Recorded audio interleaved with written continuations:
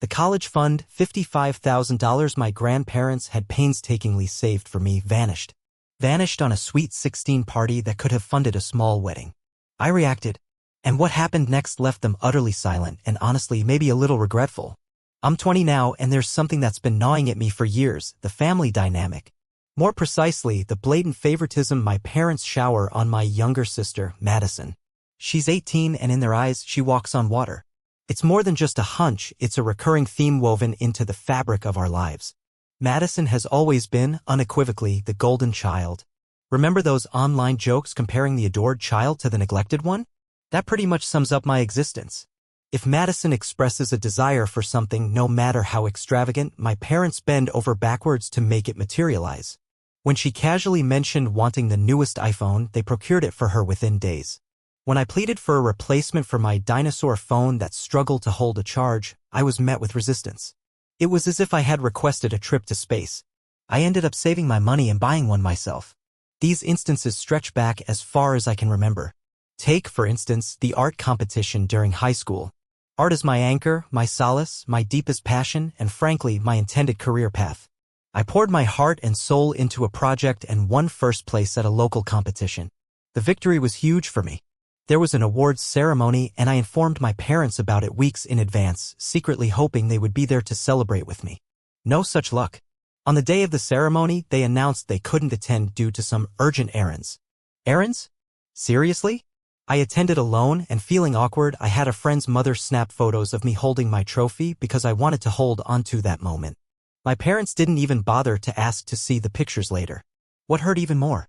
A few months later, Madison participated in a dance competition. She didn't even win, she secured second place. Yet, my parents went overboard. They bought her a bouquet, treated her to a fancy dinner, and couldn't stop talking about how incredibly proud they were. I sat there watching them fawn over her as if she had just accepted a Lifetime Achievement Award, silently asking myself, wasn't my art award enough? It wasn't jealousy. It was this deep, dull ache of being overlooked, invisible. And this disparity extends beyond achievements. Madison seems immune to consequences. If she breaks a rule or makes a mistake, my parents dismiss it with a wave of their hand. She's still young, they'll say, or she's learning. But if I commit even the smallest infraction, I'm subjected to a lecture about how I need to set a better example as the older sister. You know, the usual spiel. There was this time Madison accidentally reversed my dad's car into the mailbox before she even had her license. Instead of being angry, they laughed it off and said something like, well, at least she didn't total it. The following week, I forgot to take out the trash on time, and my mom delivered a 20-minute monologue on how I needed to contribute more around the house. And don't even get me started on the differences in the expectations regarding household chores. I've been doing my laundry, cooking small meals, and cleaning up after myself since I was 12. Madison? She'll leave her clothes scattered on the floor, fully expecting me to pick them up. And the infuriating part? My parents enable her. My mom will often say, just help her out. It's no big deal. It's always a big deal to me. It's not about expecting identical treatment from my parents. I understand we're different people with different needs. But the blatant favoritism towards Madison is constant. It's always Madison this, Madison that. Honestly, even if I achieved something extraordinary, like, say, inventing a time machine, they'd somehow twist it to be about her accomplishments or lack thereof. The only people who genuinely saw through this were my grandparents, particularly my grandpa. He was my champion. While he wasn't versed in art or architecture, my passions and future career, his encouragement was unwavering. He'd sit beside me as I sketched, saying things like, one day, your buildings will be on postcards and I'll be sending them to everyone I know. When I turned 15, Grandpa confided in me that he was setting up a college fund for me. He knew my parents couldn't or wouldn't prioritize my education and he wanted to ensure I had a real shot at pursuing my dreams. That moment was everything. It was the first time I truly felt seen and believed in. My parents remained largely silent about the fund. I suspect they dismissed it as Grandpa's eccentric generosity. Madison, however, exploded. She dissolved into tears, wailing, "Why doesn't Grandpa love me as much as he loves her?" My parents, naturally, rushed to comfort her, showering her with reassurances of her specialness. I stood there, feeling like even this one thing, something meant for me, was being overshadowed by her drama. I've always been the quiet one, the non-confrontational one in the family. I hate drama and I've tried to ignore the favoritism, but it's exhausting when it's so pervasive. During high school, my refuge became my grandparents' house. It was the only place I felt like I could breathe. Grandpa helped me brainstorm ideas for my sketches, while Grandma always greeted me with freshly baked cookies. At home, though, nothing I did seemed to matter. My parents would endlessly praise Madison's talents and bright future, but when I spoke of becoming an architect, they barely acknowledged it. Once, I showed my mom a sketch I was genuinely proud of, and she just glanced at it, offering a lukewarm, "That's nice." Meanwhile, Madison's random TikTok dances received standing ovations. It just sucks feeling like you're second place in your own family. It's not about wanting to be the favorite, I just want to feel like I matter too. Now, let me tell you about the incident that finally pushed me over the edge with my family. I'd tolerated the favoritism for far too long, but by the time I was 16, it was simply impossible to ignore. It wasn't just about Madison getting better things or being the center of attention anymore, it escalated significantly. Let me paint the picture. One day, my mom received a credit card bill in the mail, and it was shockingly high. I'm talking about hundreds of dollars in charges for clothes, makeup, and even concert tickets. Understandably, my mom was furious. She summoned me downstairs, waving the bill in my face, and immediately accused me of spending her money. I was dumbfounded. First, I didn't even have access to her card. Second, I wouldn't spend her money even if I did. I tried to explain this, but she wouldn't listen. She kept repeating things like, "Don't lie to me. I raised you better than this." I gently pointed out that Madison had been doing a lot of online shopping lately, and packages addressed to her were arriving almost daily. I even offered to show her Madison's social media where she'd been posting pictures of herself in all her new outfits, but my mom just snapped, "Stop trying to blame your sister. You're the older one. Take responsibility for once." By this point, I was seething. Madison, of course, was nowhere to be found, probably in her room, blissfully unaware and engrossed in Netflix. When my dad got home, I foolishly hoped he would listen to me, but he jumped right on my mom's bandwagon, and that's when I realized things really had to change. The tirade started with accusations of ingratitude, a familiar refrain about how hard they worked to provide for me. Honestly, something inside me just snapped. For years, I tiptoed around them, trying to minimize the friction, but this was a step too far. My voice rose to match theirs as I defended myself, refusing to shoulder the blame for something I hadn't done. Fueled by a desperate need to prove my innocence, I ran upstairs and pulled up Madison's laptop, navigating to her order history. I thought the proof would be undeniable, that finally they would see. But Mom's reaction? "That's private. How dare you invade your sister's privacy like that?" I was stunned. I was practically begging them to see the truth, and all she cared about was Madison's privacy, completely ignoring the hundreds of dollars racked up on their credit card. That night felt like a descent into the abyss, the worst argument we'd ever had. Dad's voice boomed, filled with disappointment and accusations of disrespect and dishonesty. Mom dissolved into tears, lamenting her supposed failure as a parent, wondering where she went wrong to raise such an ungrateful daughter. Meanwhile, Madison finally made an appearance, acting all wide-eyed and innocent as if she were completely oblivious to the chaos unfolding. She even had the nerve to say, "I don't know why you're blaming me. I don't even use Mom's card." In that moment, a cold certainty washed over me. There was no winning. They had already cast me as the villain, and no amount of pleading or evidence would change their minds. So, after hours of yelling, tears that stung my face, and doors slamming with deafening finality, I retreated to my room, grabbed my phone, and dialed my grandparents' number. When Grandpa answered, the dam finally broke. I poured out everything: the credit card bill, the constant favoritism, the relentless blame I always seemed to attract. He listened in silence, only offering a few grunts of acknowledgement, but I could feel his anger simmering through the phone. Finally, he spoke, his voice firm and resolute, "Pack a bag. I'll be there in the morning." The next day dawned gray and heavy, mirroring the weight I felt lifting from my shoulders as I prepared to leave. Grandpa arrived early. He didn't even bother coming inside. He stood on the porch, a solid, unwavering figure, and told my parents, "She's coming with me. She deserves better than this." Mom tried to reason with him, her voice laced with desperation, claiming it was all a misunderstanding and that I was overreacting. Dad tried a different tactic, insisting that I needed to stay and work things out as a family. But Grandpa wasn't swayed. He looked Dad straight in the eye and said, "If you cared about working things out, you wouldn't treat her like a scapegoat." I will never forget the look on Mom's face when I walked out the door with my suitcase. It was a mixture of shock and disbelief, as if she couldn't comprehend that I was actually leaving. Living with my grandparents felt like stepping into an entirely different reality. For the first time in what felt like forever, I could breathe freely. They didn't treat me as an afterthought or a convenient target for their frustrations. They actually cared, genuinely cared, about me. Their house felt like a home in a way that my parents' house never had. I could actually relax without the constant anxiety of wondering what Madison was up to or how my parents would find a way to pin it on me. And the best part? They supported my dreams. Grandpa would often remind me that the college fund he had started for me was still there, waiting no matter what. He'd say, "You're going to do big things, kiddo. Don't let anyone hold you back." It wasn't always perfect, though. My parents would call periodically, trying to manipulate me with guilt into coming back. Mom would cry about how much she missed me, and Dad would accuse me of being immature and running away from my problems. But I stood my ground. I wasn't going back. Madison, of course, acted as if nothing had fundamentally changed.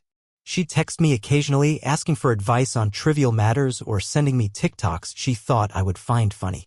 It was as if she didn't even grasp the extent of the damage she had caused. Honestly, I had reached a point where I was past caring. For the first time in my life, I found myself in a place where I could actually focus on myself and my goals without the constant weight of family drama dragging me down. Living with my grandparents wasn't just a refuge, a safe place to hide. It was a fresh start, a chance to redefine myself and build a future on my own terms. Life, as I've learned, can be a brutal instructor, capable of upending your world in a single, swift lesson. My senior year of high school brought a particularly harsh curriculum. Losing my grandparents, one after the other within a handful of months, felt like the floor had dropped out from under me. Grandpa first, then Grandma.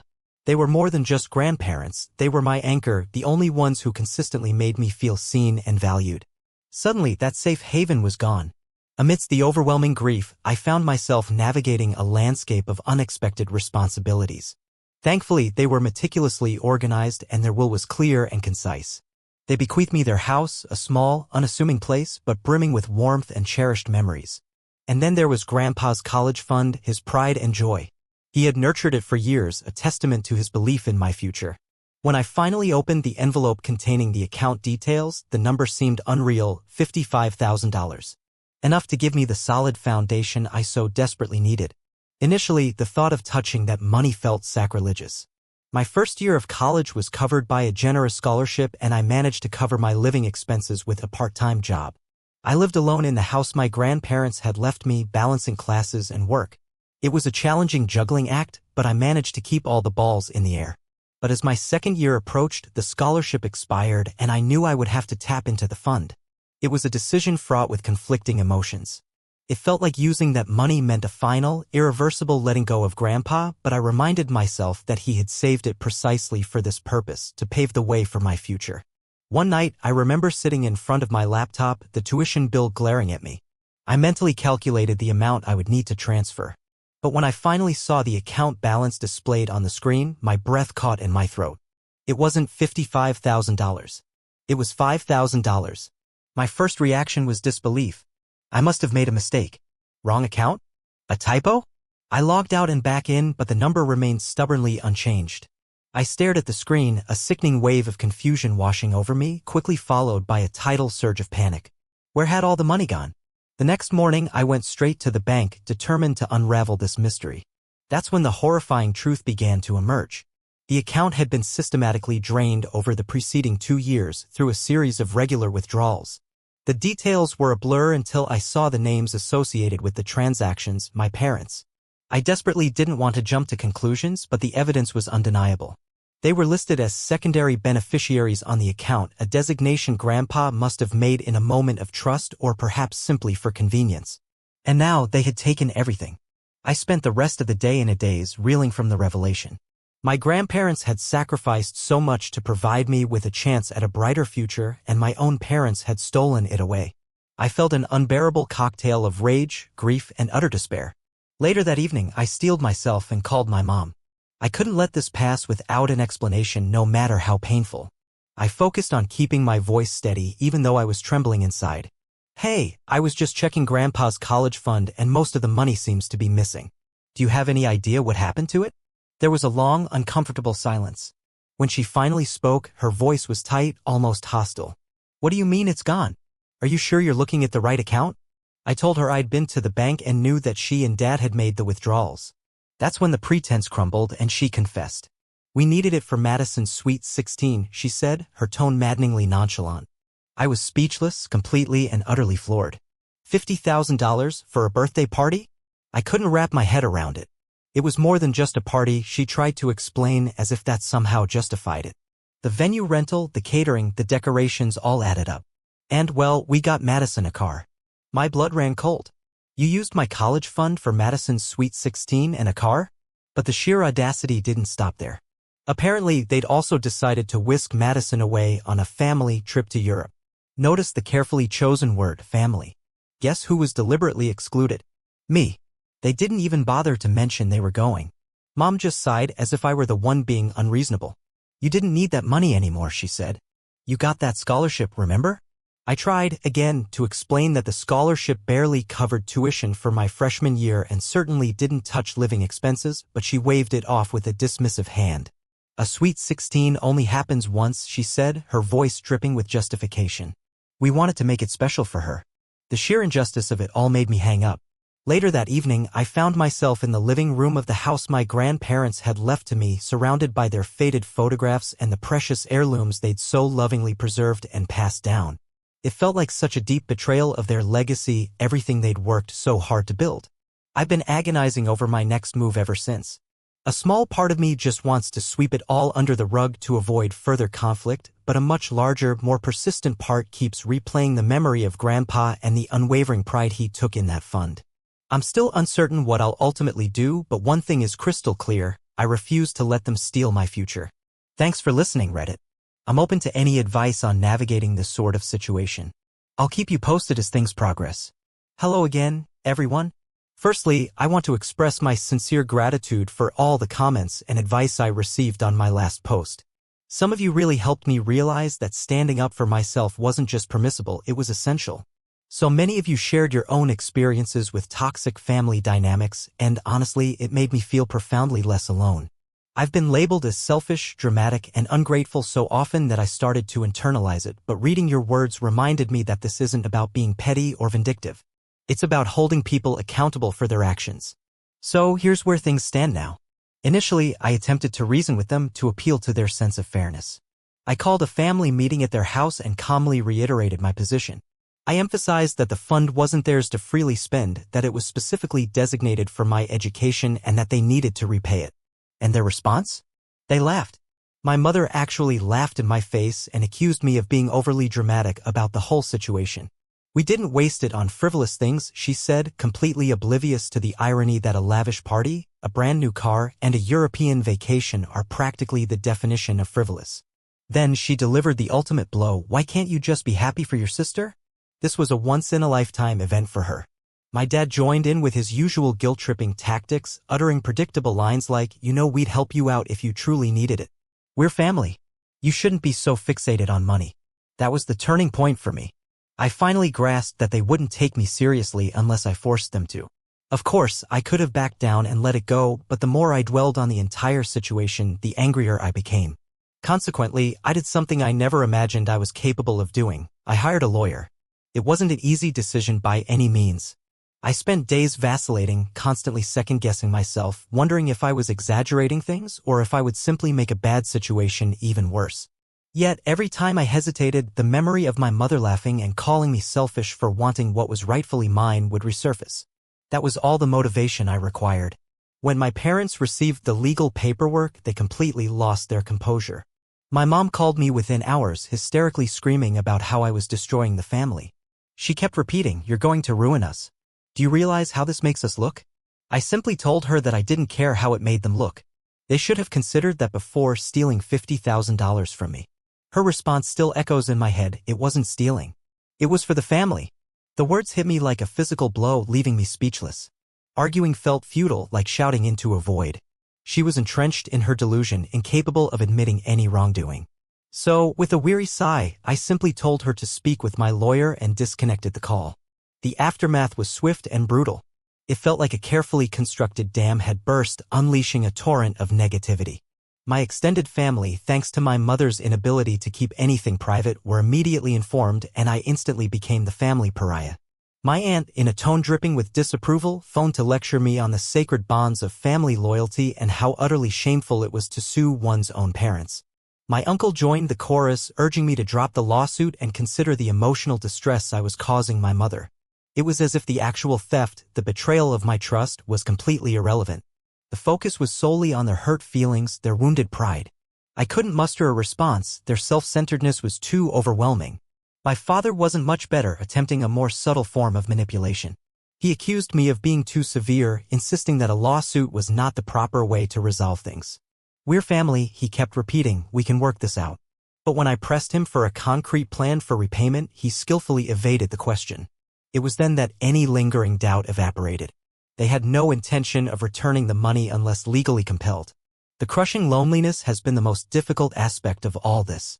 The majority of my family has sided with my parents, dismissing my feelings as an overreaction, labeling me as ungrateful. They conveniently overlook the fact that my parents misappropriated funds specifically earmarked for my education, squandering them on my sister, Madison.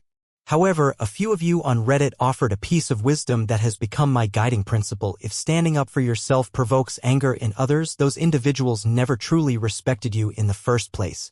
This mantra has sustained me through the darkest moments. This entire ordeal has illuminated the deeply dysfunctional nature of my family dynamics. My parents fostered a sense of entitlement in Madison, convincing her that she deserved everything, while simultaneously conditioning me to accept nothing. Now that I'm daring to challenge this established order, they are completely bewildered and resentful. My mother even resorted to threatening to disown me if I refused to drop the lawsuit. During a tearful phone call, she wailed, "Do you really want to destroy our relationship over money?" I calmly explained that it wasn't simply about the money. It was about the profound violation of trust, the blatant disrespect, and the inherent wrongness of their actions. She abruptly ended the call. Honestly, her threat held little power over me. I've always felt like an outsider in this family, a peripheral figure, so the prospect of being formally disowned carries little emotional weight. They've never truly been there for me in any meaningful way. Currently, the atmosphere is incredibly strained, to put it mildly. My parents are actively working to turn the family against me, and I'm simply trying to maintain my composure and navigate this turbulent situation. My lawyer anticipates a lengthy legal battle, but I'm prepared for it. This is not solely about recouping the stolen funds, it's about asserting my own worth after years of being treated as though I was insignificant. My parents may not understand this, and frankly, I don't expect them to, but for the first time in my life, I am prioritizing my own needs and well-being. That's where things stand at the moment. Thank you again for your unwavering support and invaluable advice. It's been an incredibly challenging journey, but knowing that I'm not alone has made it slightly more bearable. I will keep you updated on any significant developments. If you've experienced something similar, I would be grateful to hear how you coped. The ensuing legal battle was a beast, let me tell you. Months bled into each other, filled with endless paperwork and a level of family discord I hadn't thought possible. The sheer exhaustion was overwhelming. Just when I thought we were gaining traction, they'd conjure up another obstacle. My lawyer would send a demand, and instead of a timely response, they'd stall until the 11th hour, clearly hoping I'd cave. They were deliberately prolonging the process, assuming I'd eventually throw in the towel. But if they believed I was going to surrender and let them win, they sorely underestimated me. After what felt like an eternity of this charade, a shift occurred. I think they finally understood I wasn't bluffing. The pressure must have become unbearable because one night, my father called. "All right," he said, his voice heavy. "We're ready to discuss a settlement." What he really meant was, we know we're about to lose, and it's time to minimize the damage. That's when things took an interesting turn. Of course, my parents didn't have the full amount readily available, so they were forced to scramble to raise the necessary funds. I later learned that my dad sold Madison's car, the very one they gifted her, using money intended for my college education along with a few other prized possessions to cobble together the majority of what they owed me. When I found out about the car, I won't deny it, a sense of vindication washed over me. That car was the ultimate symbol of their blatant favoritism, a constant reminder of the disparity in how we were treated. Watching it being taken away felt like a moment of karmic justice. Madison, on the other hand, didn't handle it well at all. My phone started buzzing with a barrage of lengthy, venomous texts. According to her, I was the worst sister imaginable, and this entire situation stemmed from my supposed jealousy of her. She repeatedly accused me of being petty and selfish, spouting things like, "You're ruining the family over some stupid money." I refused to engage. What was the point? She's been coddled her entire life, sheltered from any real hardship. Now that she was facing even a small fraction of the consequences, she completely unraveled.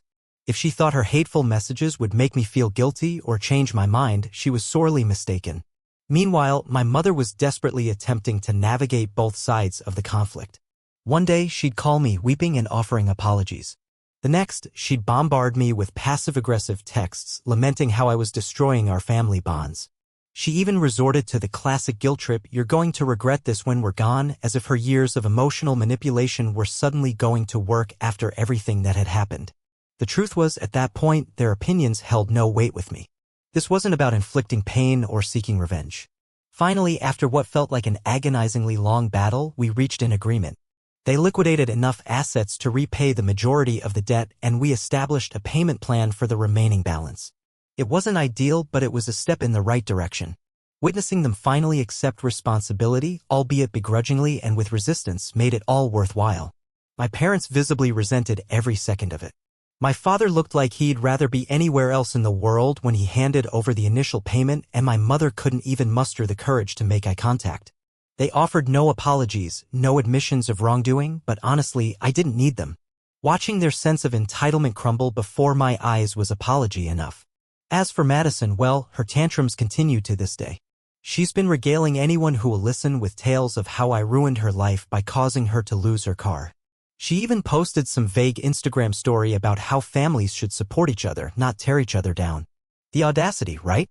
I didn't bother responding to her directly, but I did allow myself a small laugh when one of our mutual friends messaged me saying, "Wow, Madison's really showing her true colors, huh?"